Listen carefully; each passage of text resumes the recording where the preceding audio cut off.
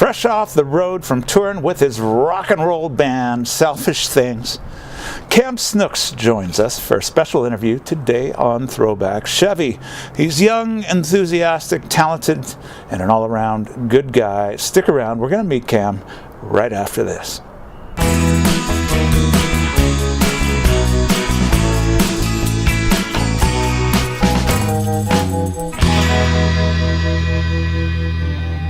Can you hear me now?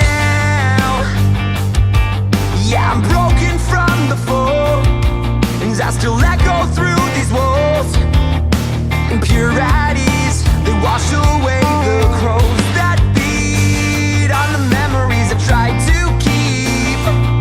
I'm singing, go and run away now. Nothing was the same now. I hope that you all know my name. The hate inside my heart. Throwback Chevy, ladies and gentlemen. Welcome to the program. Michael Coughlan here.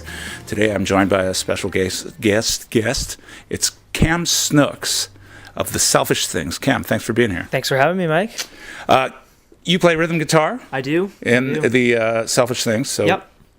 Tell me what that's like, because I know there's more than, it's not a four-piece. No, we have 5 of us, so we've got... having the other guitarists, we have a lead guitarist, Mike, me, I do all the rhythm, and then we have everyone kind of having the piano layers. We have a lot of different intricacies, so it kind of helps having all the different layers and stuff like that. So, well, we were talking about that a little bit earlier.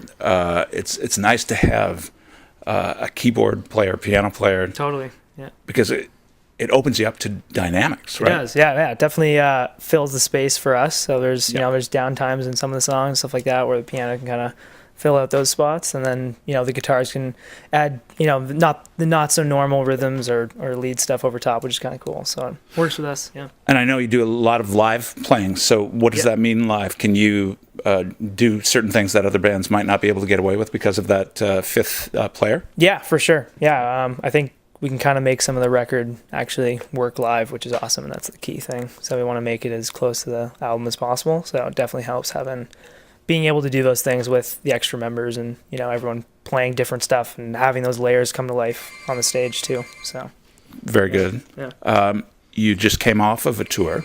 We did. Right across the country. Can you tell us a little bit about that experience? Yeah, no, it was awesome. It was some of the biggest venues we've all played, so collectively in this band too. So it was cool playing some bigger venues that we never really have had the chance to play before. So it's nice to even playing those crowds, getting to reach that kind of different demographic, different crowds, and the bigger crowds too helps. So for sure, it's definitely awesome. Who are some of the bands you shared that bill with? That was with Simple Plan, Courage My Love, and The Bottom Line from the UK. So it was awesome letting Simple Plan bring us out and very good. Get some exposure that we've never had yet. So it's good. Yeah.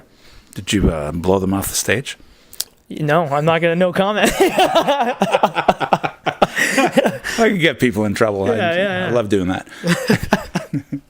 I know you and I have talked guitars in the past. What are you currently playing? What's your favorite rig for the rhythm guitar player in the Selfish Things? Even me and the lead guy, we're both playing Fenders right now. So that's just the go-to. We've kind of always been playing on them, so it's. Well, was it like a Telecaster? He rocks Telecaster. I have a Strat, so yeah. But we're kind of open to all their stuff, like Jazz Masters and stuff like that, and the Mustangs and all that. So through what kind of rig then? Are you a pedal board, or I know you're? I think orange amps guy. Yeah. Again, both of us are pretty heavy orange kind of users. So we're running like a Thunderverb and a Thunder, which I think is the new model of the Thunderverb now, just without the reverb. And pedal boards were pretty simple. We have some reverbs, delays, and stuff like that, but it's mostly just boosts and fairly simple rigs. Like less the better kind of for us. It's just like what gets the job done. It sounds like it's just very raw and rock and roll kind of deal. So. But we can't sleep. Yeah, all the spirit lives inside my heart, along with all my memories broken from the start, by a world that won't give us truth in any form. Of course this must be happening. The earth is maddening. I'm trying to figure out a way to get you guys into the 1985 Chevy G20 for a live performance for studio in a van. It might be difficult with that kind of rig. If we can fit 5 people in there, maybe, 2 4x12s, we'll figure it out. It might have to be one of those modeling amplifiers or something. Totally. Well, certainly you're out there playing live and you're promoting the music to the fans and getting exposed to new fans, which is terrific. And pretty soon you'll have a new product to offer those new fans. You're working on a new record. Yeah, we have an EP coming out in February. Hopefully that's the release date as of now. Yeah. But we've already dropped, I think, 3 singles as of now. So we just dropped one actually like a week ago, 1435. So that one's out on all major platforms like Spotify, Apple Music, and YouTube and all that stuff. So it's gonna be good. We've been sitting on it for like almost a year now, so it'd be finally good to get it out there. So very good. Yeah. Any tracks in particular that you're excited about, or is there a certain process that you guys have tapped into during the recording of this record that is exciting you? Any inside information you can let us know about? I think just the diversity of everything on it is totally like each of the songs are all different, but they still kind of have our vibe and what we bring to the table. But it's definitely like it has its piano parts, it has the heavy parts, it has its rock parts, it has the catchy stuff. Like I think it's all there. So that's kind of the formula we always try and have with everything. Anyway, is like what can we deliver with every like let's try something new on it for the hell of it kind of thing, right? So yeah. So I think maybe one of the singles, probably Hangman, is probably the most fun to play right now. Cool. And it just, I think because it has everything that we've tried to like fit into these songs, so it has everything that we all kind of like, and there's some, where our aspirations are from and all that stuff, inspiration, so. You live in everything. Dying dreams, I'll never sleep. I can't help the way I feel. Your love has disappeared.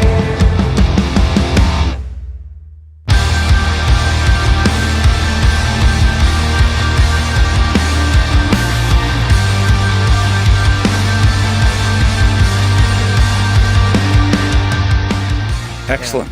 Yeah. I was perusing your website in preparation for the interview, and I was struck by the posted poetry and the imagery that seems to be important to the band. Can you comment on that? Where does that come from? Is it reflective of the songs that you're putting out there?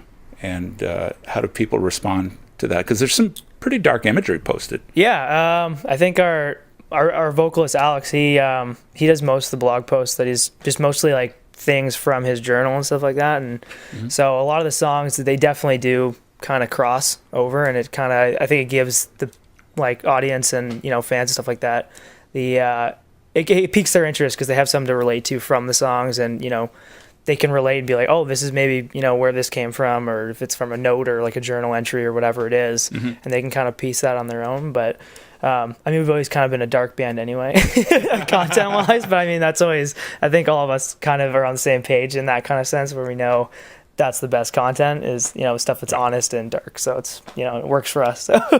I'm fascinated by that dynamic because knowing you, you're very positive, upbeat kind of person. We share a lot of laughs together. Yeah. And if I were to visit your website before meeting you, I'd perhaps think, oh my God, what's this guy like? Is he really dressed in black yeah. and kind of goth? And but no, in all honesty, I really respond to the content you're putting out on the website because it seems very authentic to me, and it's there's integrity to it, and I think that's important for any band. I'm glad to hear that's at least people are picking up on that from whether it be like a little picture or page or whatever it is up on the blog. So that's super cool to hear. And the folks at home can visit at it's www.selfishthingsband.com.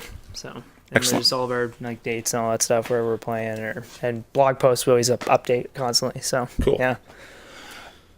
Dream gig. If you could have what you wanted for a live performance in front of the people that you think best suit your music, describe that situation for me. I think it's probably a lot of pyro. I'm a big hair metal guy, so like all the guys in the band always I think rag on me for that. But like probably like if we could open for Motley Crue, that'd be like a thing. Yeah, Right, yeah. Fantastic. Now, speaking of hair metal, who's your favorite or some favorite hair metal acts? Oh, it's got to be like Motley Crue, Van Halen, stuff like that. I mean, if you classify, I guess some of those genres and whatever. Them. You think it was confusing back then? I kid? know it's probably It's confusing now. Hacking on it, but the classics like Rat, stuff like that. Yeah.